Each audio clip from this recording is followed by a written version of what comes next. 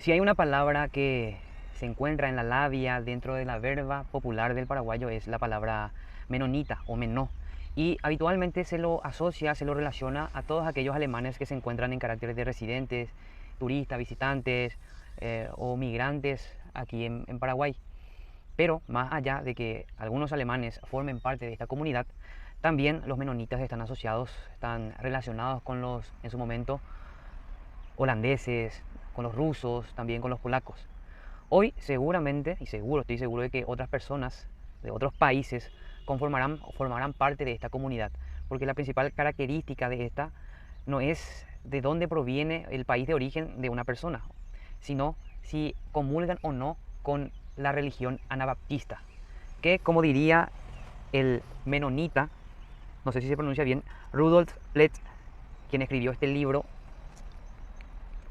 Presencia de menonitas en el Paraguay, él refiere que la principal característica de, acá tengo anotado, de los menonitas son la no resistencia, el no jurar y el concepto de la iglesia de los creyentes, que es el resumen prácticamente de lo que implica ser un menó o de lo que promulga o fomenta la religión anabaptista propia de los menonitas.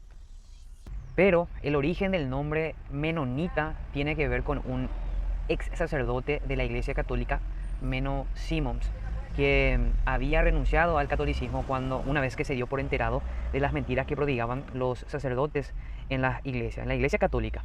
Era aproximadamente, o era el siglo XVI, un siglo que abarca el año 1500 hasta el año 1600, en plena época de la Reforma, con la aparición del protestantismo, una corriente religiosa y política cuyo líder fue Martín Lutero. Y en plena época de la Contrarreforma, que fue la respuesta que dio la Iglesia Católica a la Reforma, una vez que, o sea, a los efectos de que sus feligreses o sus adeptos o los adeptos al catolicismo que habían emigrado, que habían evacuado de la Iglesia Católica una vez que Martín Lutero, sustentado en su 95 tesis, exponía o desnudaba las mentiras de la Iglesia Católica. Entonces aparecería la Contrarreforma propia del catolicismo a los efectos de poder recuperar a esas personas que asistían a las misas, etc. Y en esa época es donde Menno Simons renunciaría a la Iglesia Católica y pasaría a la religión anabaptista, al anabaptismo, en donde finalmente se convertiría en su principal líder. Bueno, los anabaptistas serían perseguidos, bastante perseguidos, y muchos de ellos fueron asesinados por los protestantes y también por la Iglesia Católica. Y a pesar de ese terreno sinuoso, Menno Simons tuvo la astucia y la habilidad de poder seguir bautizando y prodigando o promulgando la palabra de Dios, fomentando la palabra de Dios a partir del dogma anabaptista, digo bien. Y por ese motivo se ganó muchos adeptos. Y por ese motivo estos adeptos, en homenaje a Menno Simons, fundarían la iglesia menonita. Bueno, debido a todo esto es que se conformaría una gran comunidad religiosa y que hoy en día se encuentra dispersa en distintas partes del mundo.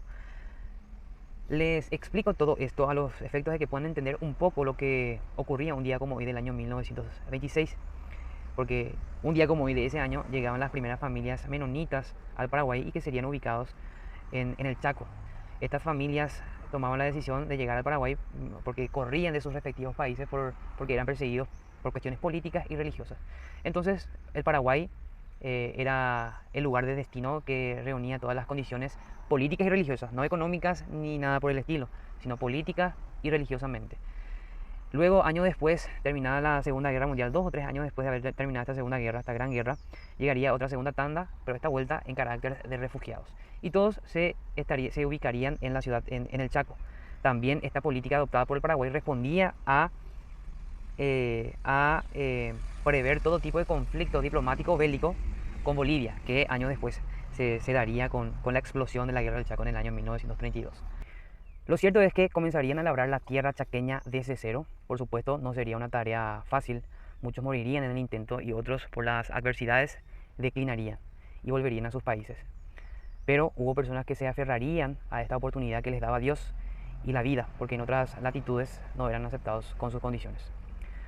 Por esa resistencia y paciencia estoica, hoy podemos ver una comunidad próspera y digna de imitar. Y bueno, esto es lo que ocurría un día como hoy y ojalá haya servido de manera suficiente para hacer memoria y recordar que de la adversidad se puede llegar a un punto álgido y próspero. Chau, chau, chau. Feliz año nuevo.